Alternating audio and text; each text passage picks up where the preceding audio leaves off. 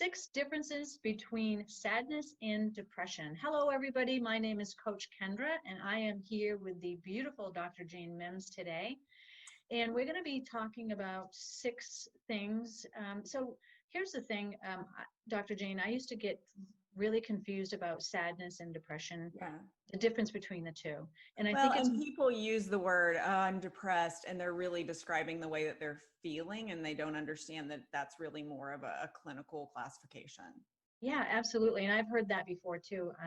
Or I've actually probably even said that.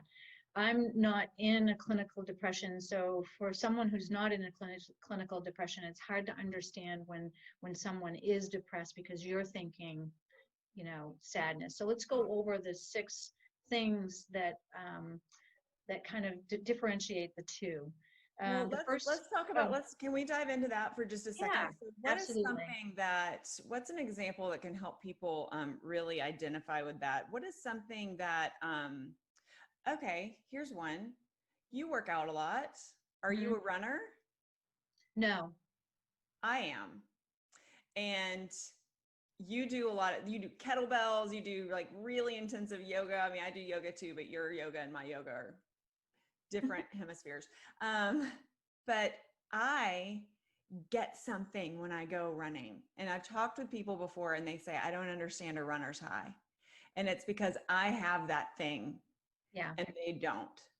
Yes. So that's why it's confusing for people who don't actually have depression, but who equate depression with sadness. So that's really what Kendra's saying, everybody. So if you are a runner and you get the runner's high and other people go, oh, I can't stand running. And you're like, but it's the best thing ever. Or if you know somebody who's a runner and you're like, I don't get it. It's the same thing. You might not get it. So what we just want you to do is understand that it's okay that you don't get it. You're actually you should be very grateful that you don't get it because that means that you don't have it. Yeah, that example resonates with me because I have a lot of other friends that are runners. And for years I've said, oh my God, they look they're so happy that they're out running. And I just don't understand it. And so I tried to go out and run and I never did end up getting that runner's high. And so what I did was exactly that. I just kind of said, okay, it's okay for them. I don't understand it, but and you're right. In this, when we're talking about sadness and depression, thank goodness that I don't understand fully how it feels, because if I did, I would be in the depression mode. Right. So it's a good way to kind of look at it. And as you said earlier, I think this is really important. A lot of people use, oh, I'm depressed today. And like if I use that, I would be meaning sadness. And a lot of people mistake the word depression for sadness. And I think I love talking about this because it's important for me too to remember this and get the difference between the two. And so I know that a lot of other people are going to find this very useful today. Yeah. So I think that was your first big difference, is that depression and sadness aren't the same thing. Yeah. So sadness is an emotional reaction. Mm-hmm. It's a normal human emotion. So and depression is a mental illness. So that's the difference between the two. Sadness is an emotion. It's like happy, and all the other emotions that we feel. Everybody feels sadness at some point in time, but depression is different. It's a mental illness that actually changes your brain, and for a long period of time, actually. Yeah. The other thing about sadness is typically brief. So if something happens to, let's say, a family member gets injured or ill, and you're sad about that, it's usually a short thing that you get over your sadness within a few days. Depression is lengthy and chronic and just stays with the person for a long period of time. So it's a lot more serious and well, and one thing there, if a person does have the brain chemistry that leans toward actual depression and something makes them sad, the sadness can hold on for a little bit longer. So if you experience a death and it seems to hit you a little bit harder than everyone else, it takes you a little bit longer to get over it. That could be connected there to just that natural tendency toward depression or having that imbalance. And it really does go down to a chemical imbalance for you. I'm not saying like go start, chugging down the antidepressants, but you have to be aware of your needs and be able to feed them without, I like to say, jumping into that pool of thought about it, because thinking about it, venting about it only makes it seem bigger. And so when you jump into that pool, you have a chance of drowning there. So just don't jump in, recognize it, understand it, and then allow yourself the time to process it. But when people say, oh, I feel depressed about this, if you can name what you're depressed about, that's just sadness. Right. That's a good test. Yeah, that's a good way to look at it. The other thing is that sadness is specific. I think we were just talking about that. Yeah. Sadness is a specific thing. It's, if you can name it, then, and that's what we were just actually saying, right? Yeah. Yeah. So you can't be like depressed about the state of the world. No, you can be sad about the state of the world, but you're not depressed about something. Depression is a condition. And depression is usually a reaction that people just don't understand. They don't understand why they are feeling the way they're feeling. It's not something that they can put their fingers on usually, or their hands on. It's a long going feeling, and so it's not a reaction. It's a chemical imbalance is really what it is. Yeah, and you just said something that's really important, Kendra. It's the why. They don't understand the why. And just for anyone who experiences this, I'll really encourage you to not invest your time trying to figure out that why, because when you do focus on why me, why this, why now, why whatever, it's not like you can't order that answer from a catalog and it comes. There isn't an answer that's going to come that's going to fulfill that need for an answer. Right. You're not, and just asking that question, needing the why, like really wanting to make sense of it. And I understand wanting to make sense of it, but attaching yourself to the need of that answer will exacerbate your depression. Right. It will make it worse. Yeah. Because you won't understand why. So it's like a circle. You'd be chasing your tail pretty much. Yeah. In terms of that. Sadness, as we kind of alluded to, has a short-term effect. Depression has long-term life consequences.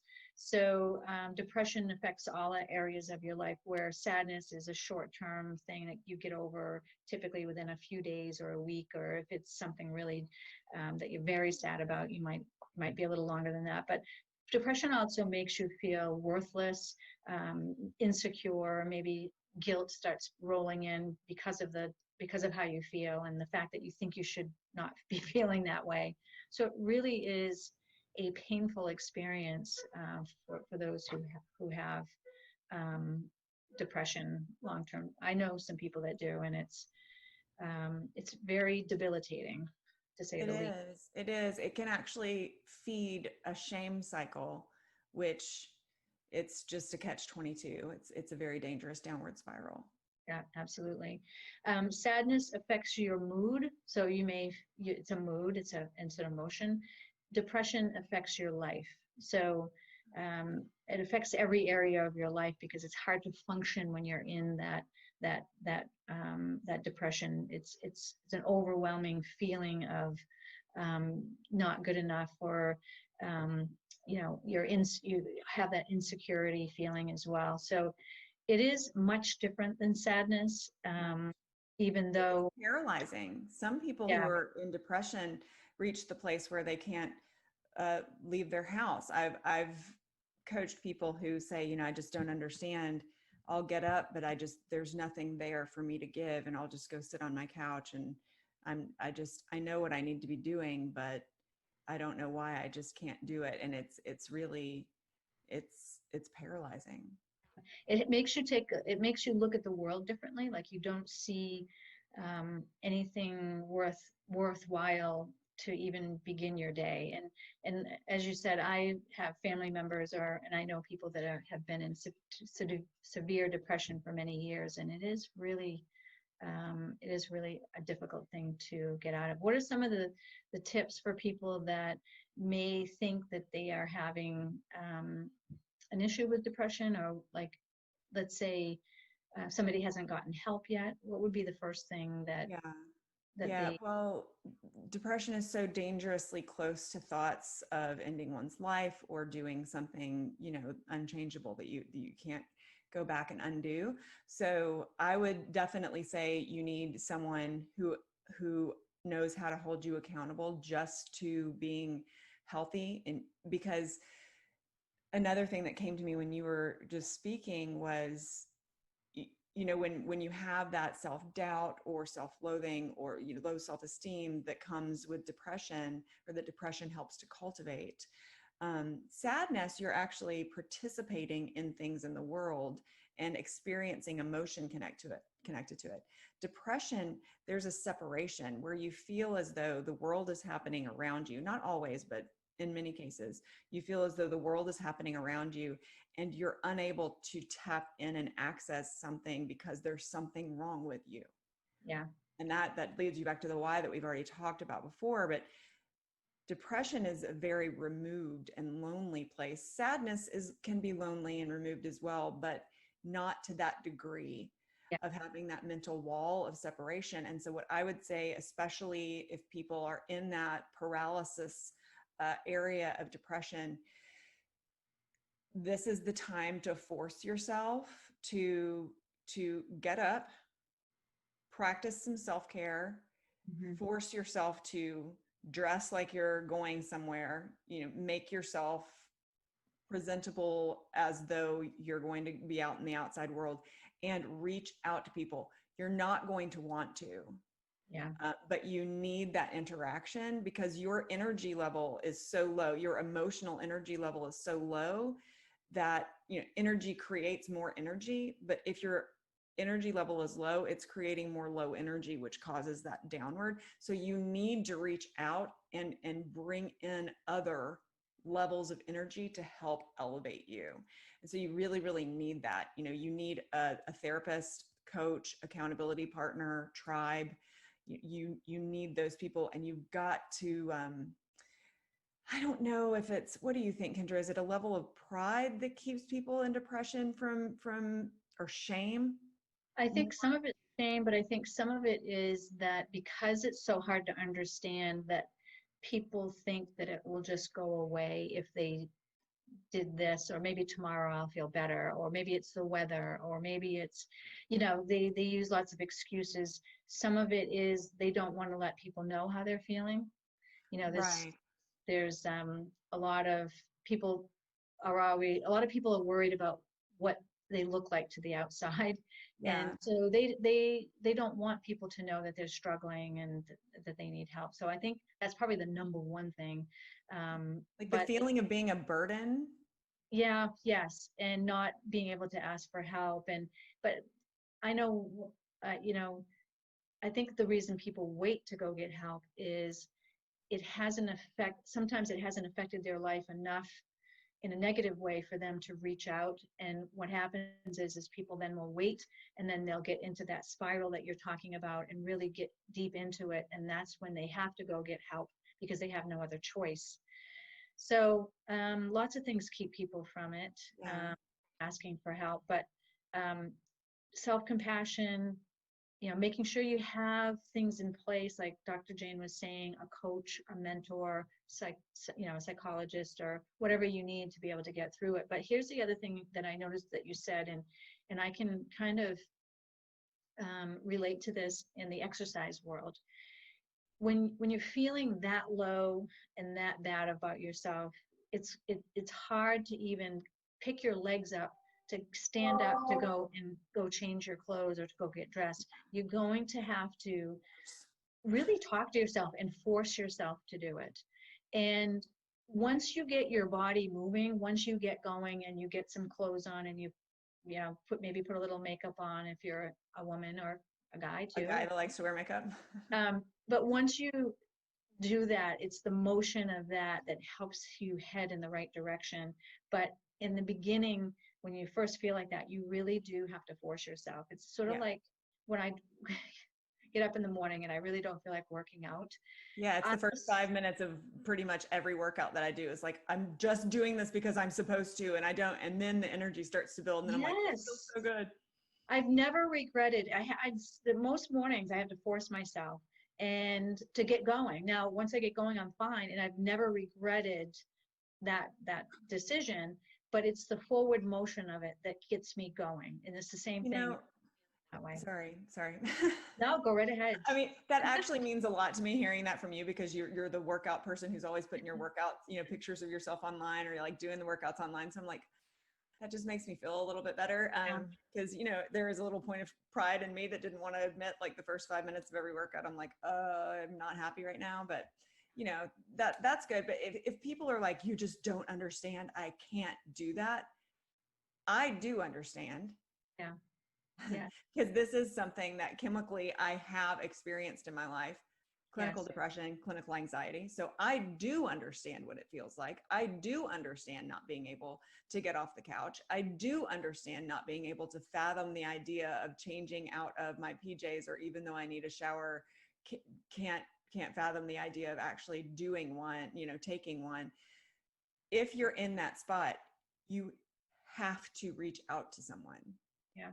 And reach out to me. You have my contact information. If you're watching this video, you know how to get in touch with me, because it's all in the video description. But the first prescription that I would give anyone, other than reaching out right now to a person who knows how to help, who knows how to overcome it, and who understands what that feels like, is sunshine. I don't care where you are, what you're wearing, go get sunshine somewhere. And if you're like, I can't even go outside, go open the curtains every day. Open your curtains, make the light come in, and you're not going to want the light. You need the light. Go sit next to a window until you have the strength to take yourself outside in the sunlight. But this is scientifically proven that sunlight exposure for 10 to 20 minutes a day increases all of the hormones inside you that can chase depression away. I've read that as well, and I know that for a fact. And I literally, I crave the sunshine, because a little bit every day. It helps with your rhythm of your whole body. So if people are in a depression and they're closing up their house and they're putting the shades down and they're never seeing sunlight because it doesn't feel good, it's really affecting your whole rhythm of your sleep awake cycle.